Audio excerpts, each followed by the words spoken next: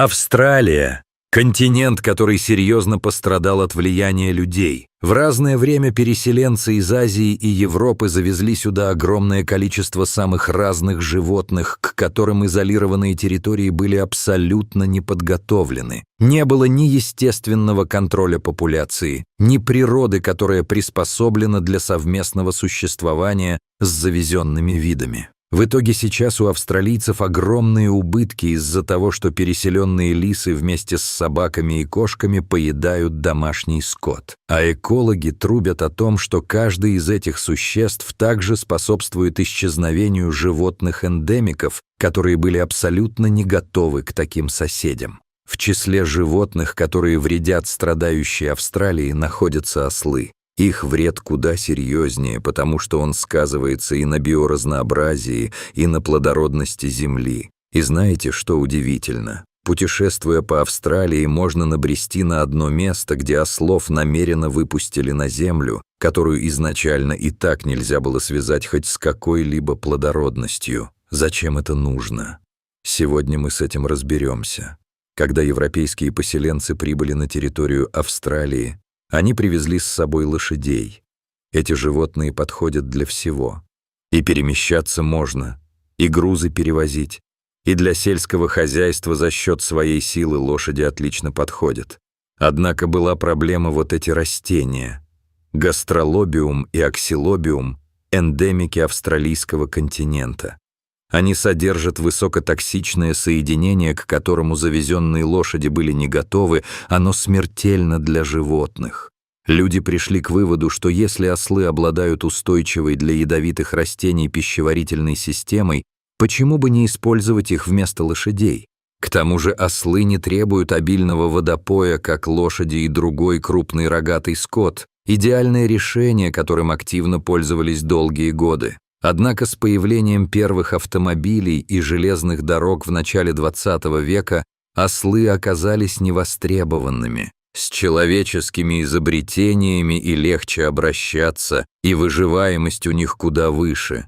Владельцы ослов, не желая нести расходы на содержание и транспортировку брошенных животных, просто открыли им ворота. Ослы ушли в дикую природу и быстро адаптировались к суровым условиям Центральной и Западной Австралии. Благодаря отсутствию естественных врагов и способности выживать даже в самые засушливые времена, они не просто выживали, а размножались с угрожающей скоростью. Сейчас в Австралии обитает порядка 5,7 миллиона диких ослов, что делает эту популяцию одной из крупнейших в мире.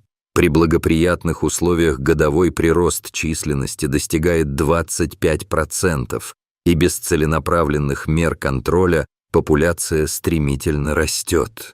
Уже к 1949 году власти Западной Австралии официально признали диких ослов вредителями, однако до 1970-80-х годов никакой скоординированной борьбы с ними не велось, из-за чего животные успели нанести серьезный ущерб Австралии, да и продолжают его наносить.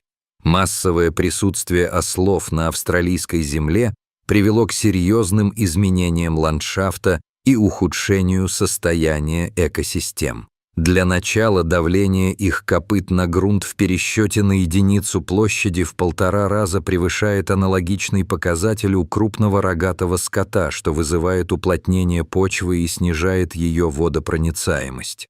Не впитывающаяся в землю вода остается на поверхности, размывая тонкий плодородный слой при сильных ветрах и осадках. Прорастание семян практически блокируется, и почвенный покров не восстанавливается, особенно после экстремальных засух.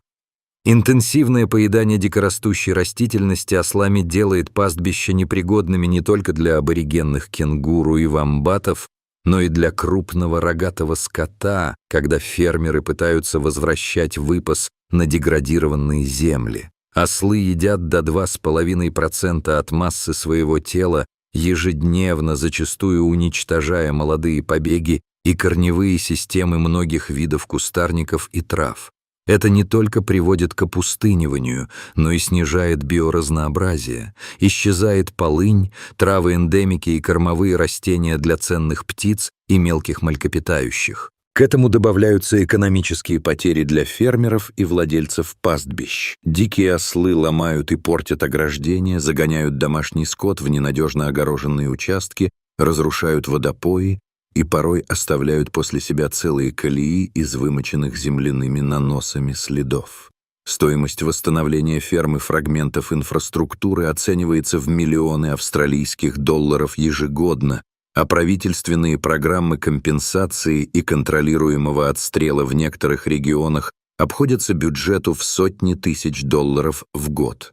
Для борьбы с инвазией правительство Западной Австралии и федеральные структуры разработали несколько подходов.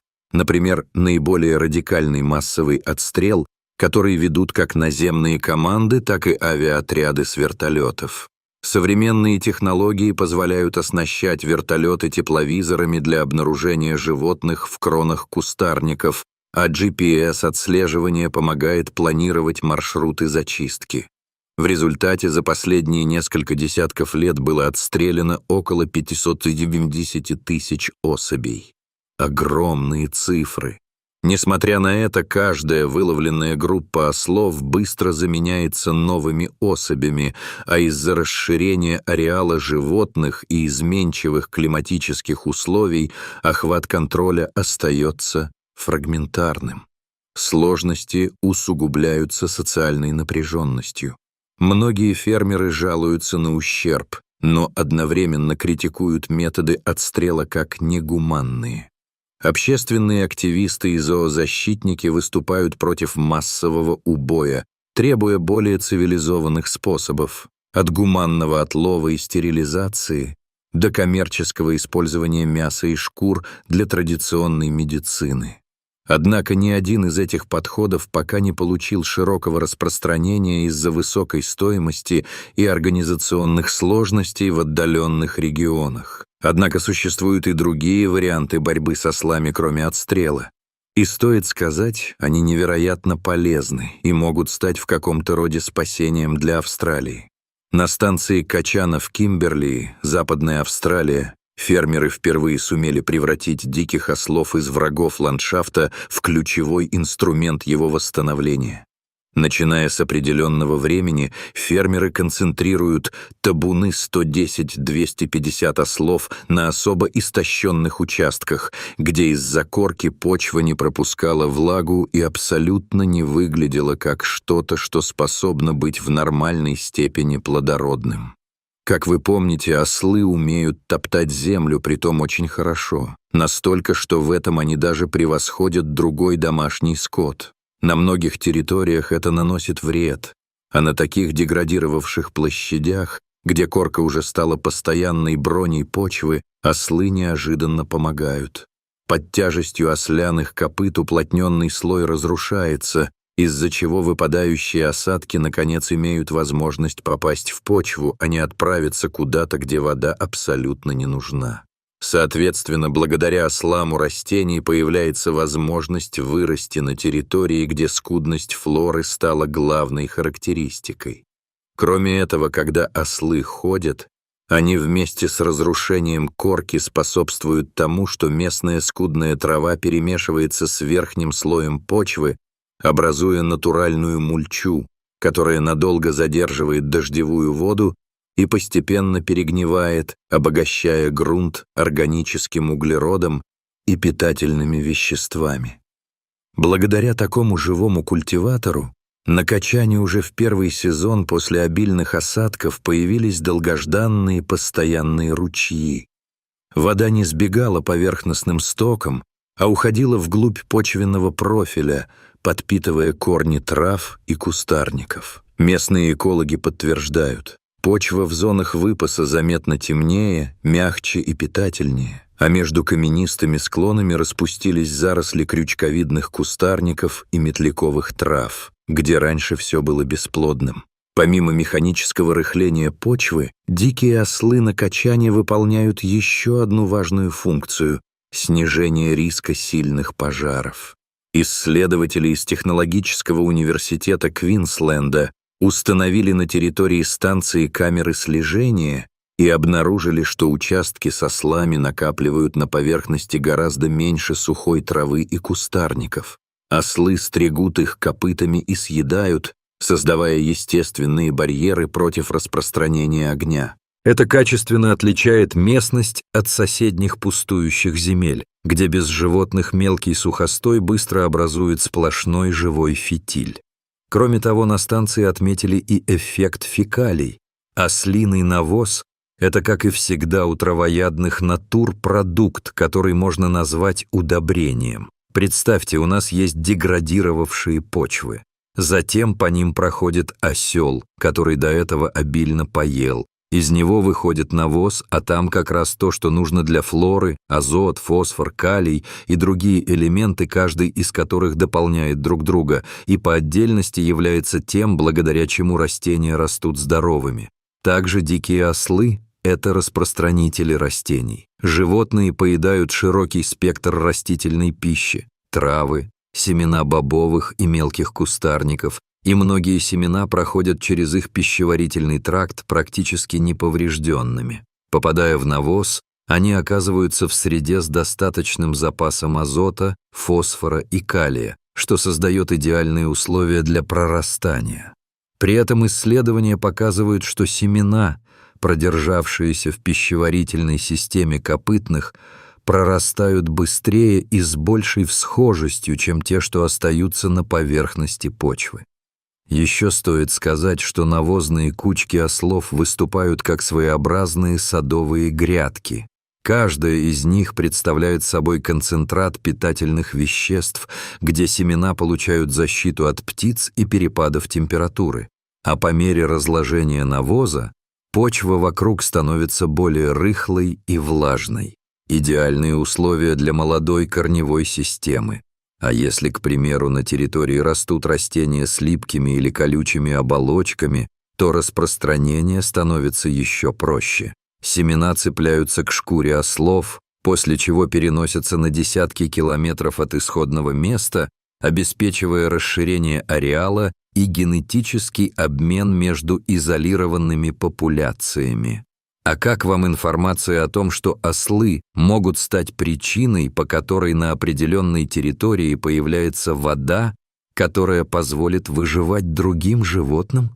Да, они способны на такое, однако обо всем по порядку. У ученых есть гипотеза, что роль животных-инженеров по добыче воды уходит корнями в глубокую древность.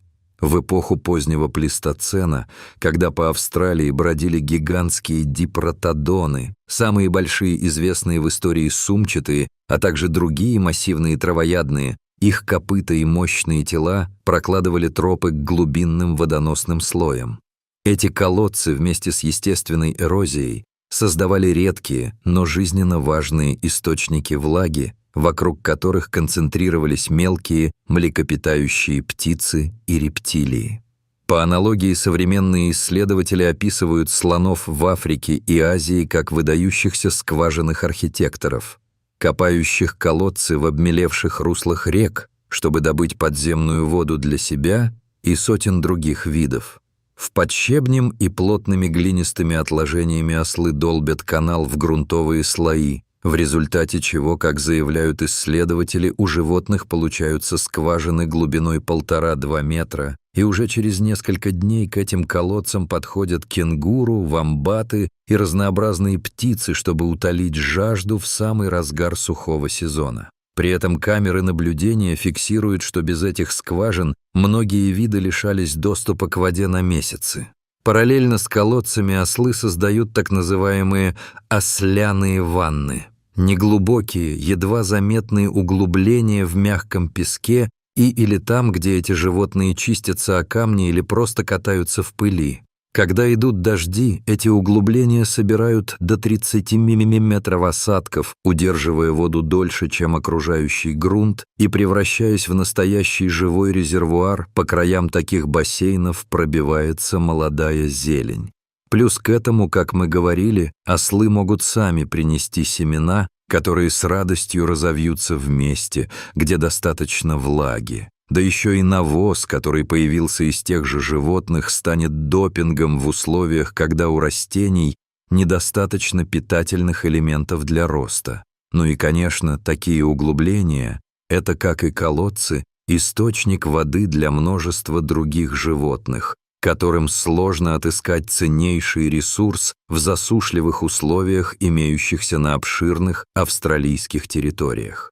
Эти два механизма – глубокое вытаптывание и накопление воды в ослиных ваннах – вместе образуют целую сеть локальных водохранилищ. В период затяжной засухи вода медленно фильтруется из ослиных колодцев в прилегающие слои почвы, подпитывая корни кустарников и трав, а последующие дожди накапливаются в углублениях, создавая мини-водохранилища. В результате на засушливых склонах могут формироваться устойчивые оазисы. Вокруг скважины ослиных ванн способны появляться заросли низкорослых кустарников, а биоразнообразие микроорганизмов и мелких беспозвоночных возрастает в разы. Таким образом, дикие ослы демонстрируют редкий пример восстановления функции исчезнувшей мегафауны. Они не только добывают воду, но и структурируют ландшафт, а также восстанавливают микроклимат. Кроме того, ослы способны стать причиной, по которой повышается биоразнообразие засушливых территорий от пресмыкающихся до сумчатых и пернатых. Тем не менее, все эти впечатляющие эффекты пока что не говорят о том, чтобы Австралии ослы вместо вредителей превратились в спасителей деградировавшей Земли. Опыт Криса Хенгелера, инициатора всего, что пробовали на станции Качана, это скорее удачная местная история, чем масштабное научное открытие. Сам фермер подчеркивает, что успехи зависят от уникальных сочетаний климата, почвы и рельефа Кимберли, а любой иной регион с другой гидрологией и флорой может дать совсем другие результаты.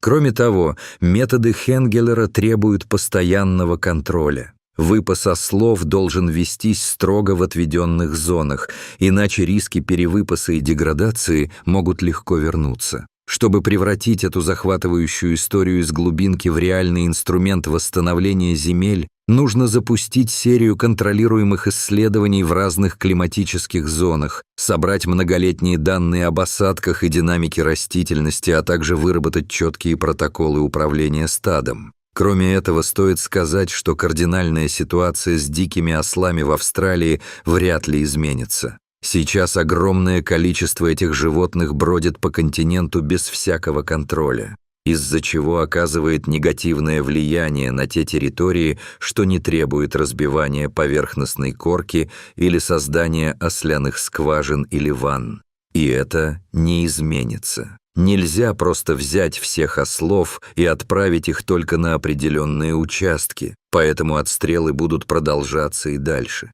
Однако в перспективе, если положительное воздействие ослов на деградировавшие территории будет больше изучено, найдет своих сторонников во власти, а также будут получены необходимые разрешения.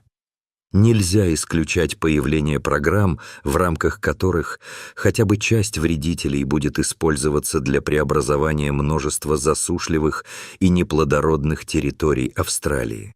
Однако у ослов есть профессия, которую уже не требуется подтверждать исследованиями. Они используются в качестве охранников. Фермеры по всему континенту, от обширных пастбищ Нового Южного Уэльса до самых отдаленных регионов, активно используют ослов в качестве надежных сторожевых животных, эффективно защищая свои стада овец, косы и даже телят. От кого? В Австралию завезли не только лошадей и ослов. Один из главных врагов любого стада овец, коз или коров – это собаки. Первыми из собак, кто вступил на континент, были предки динго, прибывшие с азиатскими мореплавателями 4-8 тысяч лет назад.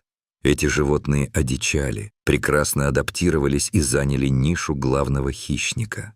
С приходом европейцев в 1788 году началась вторая волна. Колонисты привезли домашние породы для самых разных нужд. Со временем многие из них сбежали или были брошены, скрещиваясь с динго. И сегодня все эти собаки распространились почти по всему континенту, бегая без присмотра с большим желанием напасть на какое-нибудь стадо овец или коз. Другая угроза для любого стада — это лисы.